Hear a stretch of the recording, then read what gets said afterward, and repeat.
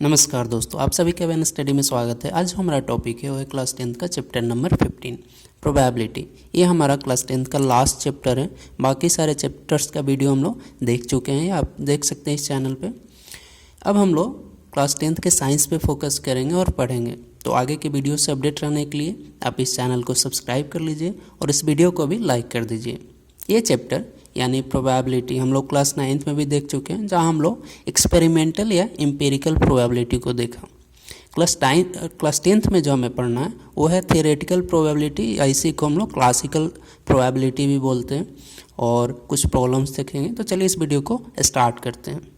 इस चैप्टर को स्टार्ट करने से पहले हम कुछ बेसिक टर्म्स को देख लेते हैं, जैसे कि एक्सपेरिमेंट किसको बोलते हैं। तो experiment is an operation which can produce some well defined outcomes. ये आउटकम्स क्या होता है? रिजल्ट्स, यानी कि कुछ ऐसा ऑपरेशन जिसमें एक फिक्स यानी कि एक वेल डिफाइंड आपका रिजल्ट आता हो। जैसे आप टॉस करते हैं तो हेड या टेल आएगा, ऐसा तो नहीं कि खड़ा हो जाएगा, वो तो एक्सेप्शनल है। एनीवे, तो एक वेल डिफाइंड आउटकम्स आता हो, ठीक है। और ये दो प्रकार के होते हैं एक्सपेरिमेंट जो होते हैं, नॉर्मली दो प्रकार के होते हैं। हमें पढ़ना एक ही है, जो है रैंडम या प्रोबेबिलिस्टिक, ठीक है। तो पहला जो टाइप है वो है डिटर्मिनिस्टिक, ठीक है। तो डिटर्मिनिस्टिक उसको बोलते हैं जब हम कोई भी एक्सपेरिमेंट परफॉर्म करते हैं अंडर सिमिलर या आइडेंटिकल कंडीशन में और वो सेम ही रिजल्ट रिपीट करता हो, ठीक है। तो उसे हम लोग डिटर्मिनिस्टिक बोलेंगे, जो कि हमें नहीं पढ़ना है, बट आपके नॉलेज के लिए है कि एक्सपेरिमेंट दो तरह के होते हैं, जिसका एक रिजल्ट है कि फिक्स है, ठीक है। अगर आप आइडेंटिकल कंडीशन में करते हैं तो वो डिटर्मिनिस्टिक हो जाता है। और रैंडम उसे बोलते हैं जब आप आइडेंटिकल कंडीशन में भी अगर आप एक्सपेरिमेंट करते हैं बट उसका जो आउटकम है यानी जो रिजल्ट है वो फिक्स नहीं है, सेम नहीं है। जैसे आप टॉस करते हैं, कभी टॉस कीजिए तो हेड आएगा, कभी टॉस कीजिए सेम ही तरीके से तो टेल आएगा, हेड आएगा, मतलब आई मीन वो फिक्स नहीं है, ठीक है। तो उसे हम लोग बोलते हैं रैंडम, और उसी का हम लोग स्टडी करते हैं इसमें, ठीक है। अब नेक्स्ट है हमारा कि एलिमेंट्री इवेंट किसको बोलते हैं। एलिमेंट्री इवेंट किसको बोलते हैं? तो आउटकम जो होता है रैंडम एक्सपेरिमेंट का सारा, उससे हम लोग एलिमेंट्री इवेंट्स बोलते हैं। जैसे अगर आप टॉस कर रहे हैं कोई कॉइन को, तो आपका जो आउटकम्स आएगा हेड या टेल आएगा, तो यही आपका एलिमेंट्री इवेंट्स है, ठीक है।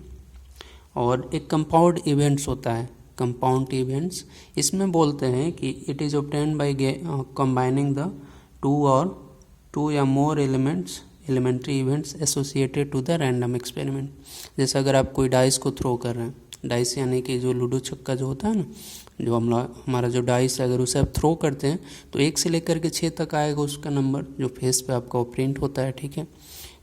तो अगर आपको बोला जाए कि getting an even a odd number, ठीक है, और उसका अगर आपको प्रोबेबिलिटी के लिए पूछा जाए, तो ऐसे इवेंट जो होते हैं गेटिंग ऑड या इवन नंबर, तो इवन या ऑड नंबर आपका एक सिंगल तो है नहीं। अगर आप डाइस थ्रो कर रहे हैं तो 1 से 6 के बीच अगर इवन की बात करें तो 2, 4, 6 आ सकता है, यानी कि 2 भी आपका एलिमेंट्री इवेंट हुआ, 4 भी हुआ, 6 भी हुआ। एक तरह से 3 एलिमेंट्री इवेंट्स को कंबाइन करने के बाद हमारा इवेंट्स आ रहा है, इवन नंबर फाइंड करना है।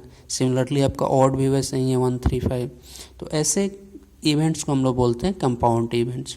नॉर्मली हम लोग को जो पढ़ना हो रैंडम इवेंट्स ही देखना है कि अगर आप कोई एक्सपेरिमेंट कर रहे हैं और उसका जो आउटपुट है वो एक सिंगल बेस पे पूछा जाता है। एनीवे, कंपाउंड इवेंट भी आपसे क्वेश्चन में पूछा जाएगा।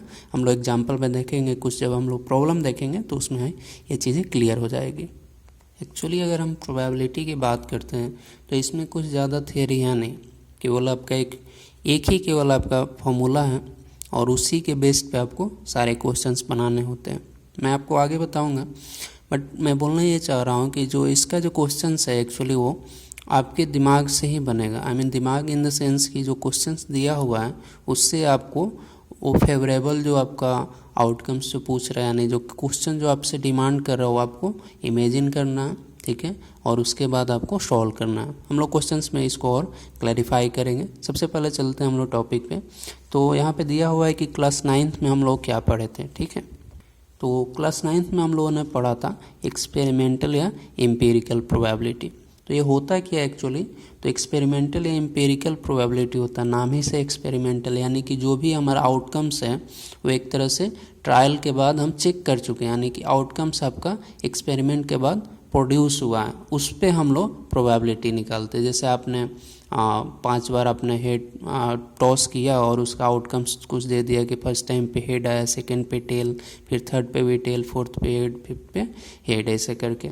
और फिर आपसे पूछा जाए कि number of heads, I mean probability of getting number of heads, ठीक है, तो कुछ ऐसे करके, यानी कि आउटकम्स आपका निकला हुआ, आप एक्सपेरिमेंट करने के बाद आउटकम्स निकाल करके और उसके बाद आप उसमें प्रोबेबिलिटी निकाल रहे हैं, ठीक है। तो ऐसे क्वेश्चंस को हम लोग क्लास 9th में देख चुके हैं, और उसका जो फॉर्मूला होता है प्रोबेबिलिटी फाइंड करने का किसी भी इवेंट ई का, तो उसमें होता है number of trials in which the event happened. आप देख रहे हैं यहाँ पे हैपेंड दिया हो, यानी कि एक्सपेरिमेंट हो चुका है, divided by total number of trials, ठीक है। और क्लास 10th में जो हमें पढ़ना वो है क्लासिकल या थियोरेटिकल प्रोबेबिलिटी। अभी क्लासिकल या थियोरेटिकल होता क्या है, तो ये होता है, इसका यूज़ कैसा होता है, to predict what will happen without actually performing the experiment. और इसका यूज़ एक्चुअली इसीलिए हम लोग पढ़ते हैं क्लास 10th में, चूँकि इसमें जो होता है नंबर ऑफ ट्रायल्स जो होता है वो वेरी लार्ज होता है। यानी कि अगर आपसे पूछा जाए कि अगर आप एक कॉइन आपको दिया जाए और बोला जाए कि आप 10,000 बार टॉस कीजिए और आप पता कीजिए कि नंबर ऑफ हेड्स आने की प्रोबेबिलिटी क्या है, तो आप 10,000 तो टॉस करके और लिख के आप वैसे तो करेंगे नहीं जैसे आपने क्लास 9th में किया था। तो उसके लिए हम लोग एक नया थियरी पढ़ते हैं, क्लासिकल, ठीक है। तो क्लासिकल में एक्चुअली होता है क्या, इसका जो आप फार्मूला देखेंगे तो इससे आपका जो कंसेप्ट है और क्लियर होगा। तो इसका फार्मूला नीचे यहाँ पे दिया हुआ है। इसका फार्मूला होता है प्रोबेबिलिटी फाइंड करने का किसी भी इवेंट ई का, तो number of outcomes favourable to event E divided by number of all possible outcomes of the experiment. ये देख रहे हैं यहाँ पे कि ये नहीं बोल रहा है कि हैपेंड हो चुका है उसके बाद कितना आया है फेवरेबल इवेंट, ये पूछ रहा है कि फेवरेबल कितना हो। यानी कि अगर आपसे हेड, मैंने जैसे एग्जांपल बोला कि आप एक कॉइन को टॉस करें 10,000 टाइम्स, तो नंबर ऑफ हेड्स आने का प्रोबेबिलिटी कितना होगा। चूँकि यहाँ पे एक और चीज़ ध्यान दीजिए, जो आउटकम्स होता है इक्वली लाइकली होता है। इक्वली लाइकली का मतलब होता है कि आपका जो आउटकम है वो कोई फिक्स नहीं है और प्रोबेबिलिटी आपका कुछ भी हो सकता है। जैसे अगर आप कोई कॉइन टॉस कर रहे हैं तो हेड भी आ सकता है, टेल भी आ सकता है। तो probability of getting head is as equal to probability of getting tail. तो इसको हम लोग बोलते हैं इक्वली लाइकली आपका इवेंट है टॉस करना है कॉइन को, ठीक है। तो इसका जो फॉर्मूला आप देख रहे हैं कि फेवरेबल है, ठीक है, यानी कितना फेवर करेगा। तो अगर आप 10,000 टाइम्स अगर आप कर रहे हैं तो उसका प्रोबेबिलिटी होगा हेड आने का, वो 1/2 को अप्रोच करेगा। हम ये नहीं बोल रहे हैं कि एग्जैक्टली 1/2 आएगा। अगर आप एक्सपेरिमेंटली अगर आप करेंगे तो कुछ हो सकता है कि 0.45 आए, 0.5 नहीं आए, यानी कि 1/2 नहीं आए। बट हम लोग को पढ़ना है क्लासिकल, तो क्लासिकल में जब हम निकालेंगे तो उसे 1/2 ही अप्रोच कराएंगे। तो हम लोग क्वेश्चन से देख लेंगे, ठीक है। चलिए कुछ और पॉइंट्स हम लोग देख लेते हैं इस चैप्टर से, प्रोबेबिलिटी से। एक मैंने यहाँ पे लिया है कि कोई भी अगर आप इवेंट ए का प्रोबेबिलिटी निकाल रहे हैं तो m/n हम लिख सकते हैं। m यहाँ पे हमने एज्यूम किया है कि वो नंबर ऑफ आउटकम्स है फेवरेबल टू इवेंट ए, ठीक है। इवेंट ए यहाँ पे है, तो m is the number of outcomes favourable to event A divided by n क्या है, तो all possible outcomes of experiment जो हमने किया है ए पे, ठीक है। तो m/n, ठीक है। और m जो होगा ये एक्चुअली ऑल पॉसिबल इवेंट्स में से ही कुछ पार्टिकुलर्स को सेलेक्ट करके जो फेवरेबल है, जो हमारा डिमांडिंग है, उसका नंबर्स हम लोग उसका जो नंबर होगा या तो इसके इक्वल होगा या फिर इससे लेस देन होगा, ठीक है। जैसे कि अगर आप टॉस कर रहे हैं, ठीक है, और आपसे अगर पूछा जाए कि दोनों बार हेड ही आए, ठीक है, अगर दोनों बार हेड आए और आपने टॉस किया और दोनों बार हेड ही आया है, तो आप अगर उसमें देखेंगे तो जो फेवरेबल है वो आपका 2 है और जो नंबर ऑफ जो ऑल पॉसिबल आउटकम्स हमारा है वो 2 है।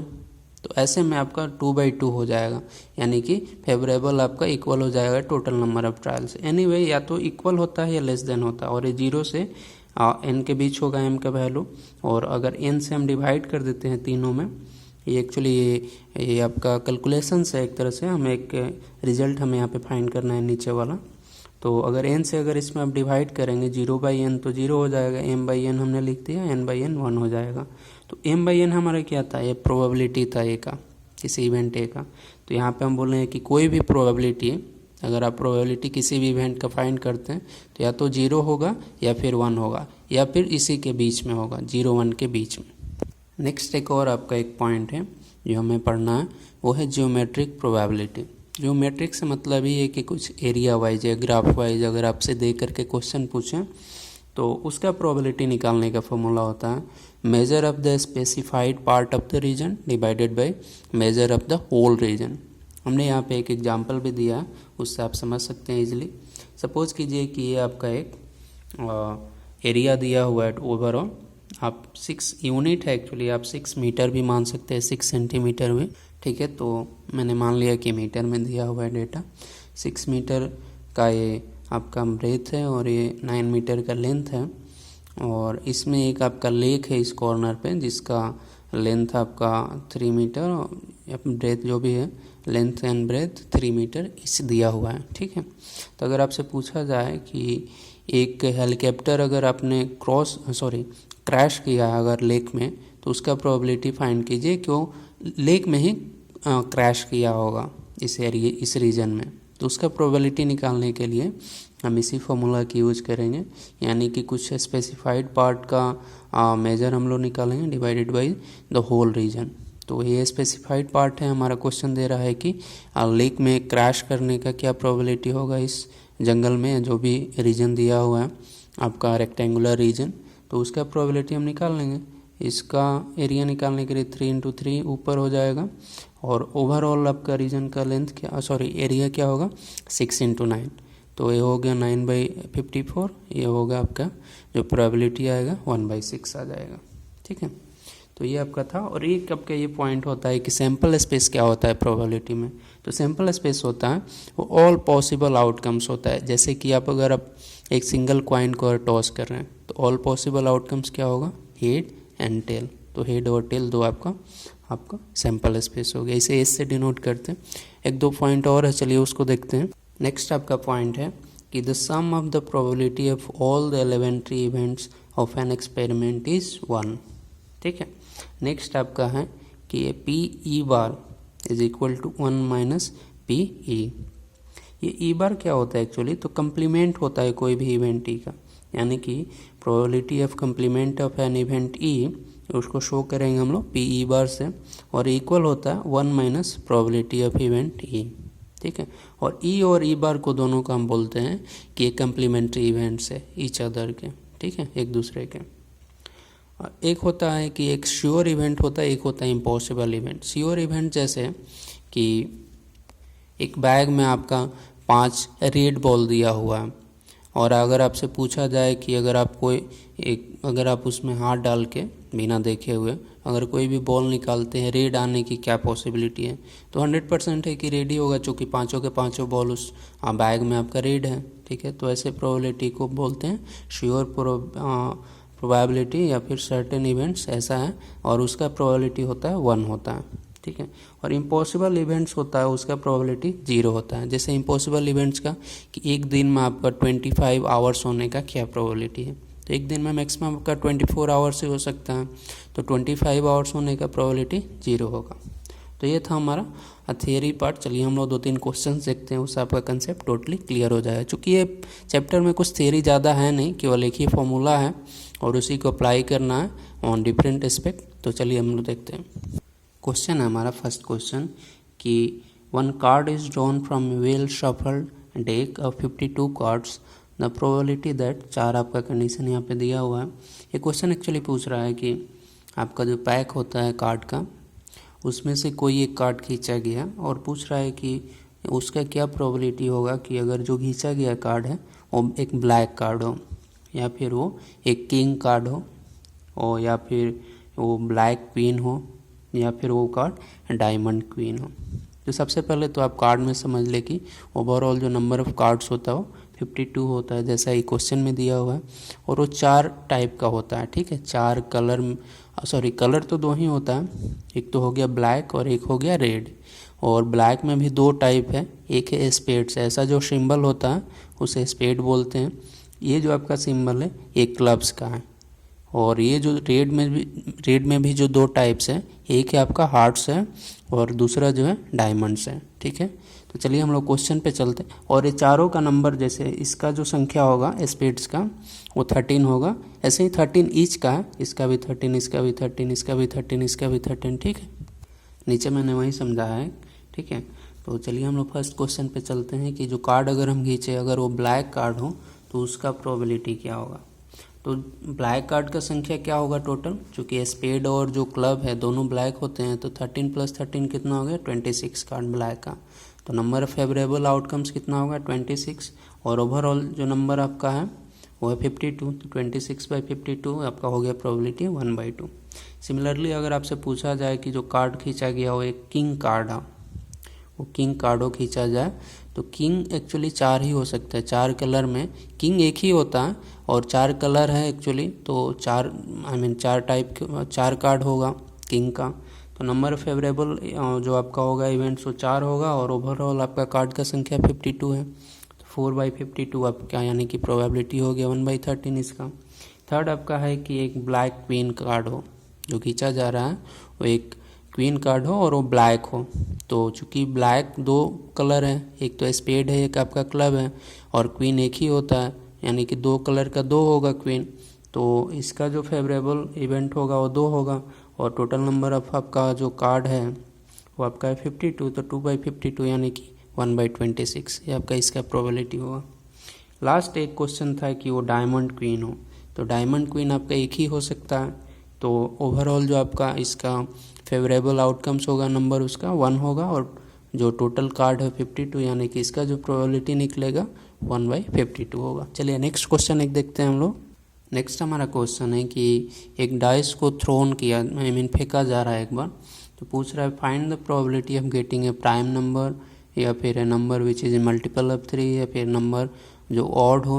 यानी कि एक डाइस है उसको हम थ्रो कर रहे हैं और पूछ रहा है कि थ्रो होने के बाद वो प्राइम नंबर आए, जो फेस है टॉप का फेस, तो उसका क्या प्रोबेबिलिटी। वैसे ही 4 कंडीशंस दिया हुआ है, तो चलिए हम लोग देखते हैं इसका सॉल्यूशन। तो डाइस अगर हम फेंकते हैं तो डाइस के 6 फेसेज होते हैं, यानी जो ओवरऑल जो आपका आउटकम्स है वो 6 है, या तो 1 आएगा, 2 आएगा, 3, 4 या फिर 5, 6 कोई एक आएगा इसमें से। तो प्राइम नंबर आएगा, उसका क्या प्रोबेबिलिटी होगा, उसके लिए हम फेवरेबल आउटकम्स देखे हैं कि गेटिंग प्राइम नंबर्स, उसका फेवरेबल आउटकम्स क्या होगा। तो उससे पहले आपको समझना होगा कि प्राइम नंबर एक्चुअली होता कौन कौन सा है। तो प्राइम नंबर आपका हो गया 2, 3, 5, 6 के बीच में, 1 और 6 के बीच में, तो यही 3 आपका है, यानी कि नंबर फेवरेबल आउटकम्स आपका 3 होगा, 1, 2, 3। और जो ओवरऑल आपका जो आउटपुट आ रहा है वो आपका 6, यानी कि 3/6, 1/2 हो गया आंसर, ठीक है। यानी कि अगर आप कोई डाइस थ्रो कर रहे हैं और उसका प्रोबेबिलिटी क्या हो कि वो प्राइम नंबर आए, तो उसका आपका प्रोबेबिलिटी 1/2 आए। वैसे ही अगर आपसे पूछा जाए कि जो नंबर आएगा डाइस को फेंकने के बाद वो 3 के मल्टीपल में आए, तो 3 के मल्टीपल में कौन कौन सा नंबर आएगा, 1 से और 6 के बीच में, तो 3 और 6, यानी कि जो नंबर ऑफ जो फेवरेबल आउटकम्स है वो 2 है, 1 और 2, और ओवरऑल आउटपुट आपका 6 है, यानी कि 2/6, 1/3 आंसर हो जाएगा, ठीक है। वैसे ही आपका थर्ड जो आपका कंडीशन था कि गेटिंग एन ऑड नंबर, यानी कि फेस पे ऑड नंबर आए, तो कौन कौन सा आ सकता है 1, 3, 5, तो इसमें number of outcomes favourable outcomes क्या है 1, 2, 3, तो नीचे 6 से भाग दे देंगे, 3/6, 1/2 हो गया, ठीक है। और एक लास्ट आपका कंडीशन दिया हुआ था कि अगर आप कोई डाइस को थ्रो कर रहे हैं उसके फेस पे 3 से 6 के बीच में वो नंबर आए, तो उसका क्या पॉसिबिलिटी होगा, तो प्रोबेबिलिटी होगा तो 4 और 5 आएगा, यानी कि नंबर फेवरेबल आउटकम्स कितने हैं, तो 1 और 2, तो 2/6 = 1/3, तो इसका प्रोबेबिलिटी 1/3 आ गया। चलिए एक और क्वेश्चन हम लोग देखते हैं, लास्ट क्वेश्चन। एक क्वेश्चन है कि if 2 coins are tossed simultaneously find the probability of getting 2 heads। 5 conditions दिए हुए। पहला है कि 2 हेड आएगा, उसका क्या प्रोबेबिलिटी है, या फिर एटलीस्ट 1 हेड, या फिर नो हेड, या एटमोस्ट 1 हेड, या 1 टेल। तो सबसे पहले आप समझें कि इसका सैंपल स्पेस क्या होगा, यानी कि ओवरऑल आउटपुट इसका क्या होगा। तो अगर कोई भी आप दो कॉइन को टॉस करें एक साथ पे, तो पहले पे हेड या दूसरे पे हेड, दोनों पे हेड आ सकता है, फिर पहले पे हेड दूसरे पे टेल, ऐसे करके आपका 4 कंडीशन ही बनेगा। तो जो भी क्वेश्चन से पूछा जा रहा है उसके फेवरेबल आउटकम्स आप निकालेंगे उस इवेंट से रिलेटेड, और नीचे आपका ओवरऑल आपका जो ओवरऑल जो आपका आउटकम है, टोटल नंबर ऑफ आउटकम्स जो 4 हैं, तो उसे डिवाइड कर देंगे। तो यहाँ पे गेटिंग 2 हेड, तो 2 हेड आपका आने के लिए केवल यही है, 1 हेड और 2 हेड, उसके अलावा और किसी में 2 हेड नहीं। इसमें 1 हेड है, 1 टेल हो जा रहा है, इसमें 1 टेल और इसमें 1 हेड हो जा रहा है, और इसमें तो दोनों टेल है, यानी कि केवल 1 है। तो नंबर ऑफ फेवरेबल आउटकम्स 1 है, तो आपका इसका प्रोबेबिलिटी 1/4 हो जाएगा। ठीक है। सिमिलरली आपका सेकंड जो क्वेश्चन था, सेकंड जो कंडीशन है वो है आपका एटलीस्ट 1 हेड। तो एटलीस्ट 1 हेड में आपका इसमें आप देखें कि कम से कम 1 हेड, तो इसमें तो 2 हो जा रहा है, ये भी काउंट होगा, ये भी काउंट होगा, ये भी काउंट होगा, यानी कि 3 हो जा रहा है। ठीक है। तो 3/4 इसका हो जाएगा। फिर थर्ड आपका जो है, थर्ड क्या क्वेश्चन है, थर्ड है कि आपका नो हेड। नो हेड आने के लिए केवल यही एक होना चाहिए, चौथा वाला, कि दोनों टेल हो जाए। तो ऐसा कि total number of outcomes, favourable outcomes क्या होगा, 1, और डिवाइड किससे करेंगे, 4 से, चूँकि 4 आपका ओवरऑल आउटकम्स आ रहा है, तो 1/4 हो जाएगा थर्ड का। फोर्थ आपका है कि एटमोस्ट 1 हेड। एटमोस्ट 1 हेड आने के लिए, एटमोस्ट 1 हेड इसमें जैसे 3 काउंट हो जाए, इसमें तो 2 हेड आ जा रहा है, इसको नहीं लेंगे, तो 1, 2 और इसमें हेड नहीं है फिर भी चलेगा, क्योंकि मैक्सिमम 1 आपका चलना चाहिए, नहीं भी है तो चलेगा, 1 से ज़्यादा नहीं होना चाहिए, 2 नहीं होना चाहिए। तो इसमें 3 हो गया, तो इसका जो आंसर आएगा 3/4 आ जाएगा। ठीक है। और लास्ट है कि कोई ओनली 1 टेल आए, केवल 1 टेल आने के लिए क्या है आपका कंडीशन होना चाहिए, ये बीच वाला दोनों, इसमें 1 टेल है, इसमें 1 टेल है, इसमें 2 टेल हो जा रहा है और इसमें कोई टेल नहीं है। तो नंबर ऑफ फेवरेबल आउटकम्स कितना होगा, फेवरेबल इवेंट्स 1 और 1 2, और ओवरऑल आपका टोटल कितना है, 4 है, तो 2/4 कितना हो जाएगा, 1/2 आपका। ऐसे करके हमने क्वेश्चंस बना लिए। तो ये थे कुछ क्वेश्चंस, ऐसे ही क्वेश्चंस आते हैं, कुछ बॉल से रिलेटेड आए कि बैग में इतना बॉल है, ये निकालने के बाद, तो कुछ ऐसे ही क्वेश्चंस रहेंगे। तो आप अपने साइड से कुछ क्वेश्चंस बनाएं और आपका कंसेप्ट जो है टोटली क्लियर हो जाएगा। केवल यही सेम फार्मूला अप्लाई करना है, P of E equal to number of favourable events divided by total number of outcomes. ठीक है। और इसमें आपको सोचना है कि क्या आपका नंबर ऑफ फेवरेबल इवेंट्स है और ओवरऑल आपका कितना आउटकम्स आ रहा है उस इवेंट्स का, एक्सपेरिमेंट का, इसी से आपका क्वेश्चंस बनने वाला है। ठीक है। तो आप जाएं और अपने साइड से मैक्सिमम क्वेश्चंस को अटेंड करें। तो हम वीडियो को यहीं समाप्त करते हैं। अगर आपको ये वीडियो पसंद आई तो आप इस वीडियो को लाइक कीजिए और इस चैनल को भी सब्सक्राइब कर दीजिए। तो चलिए इस वीडियो को एंड करते हैं। Thank you.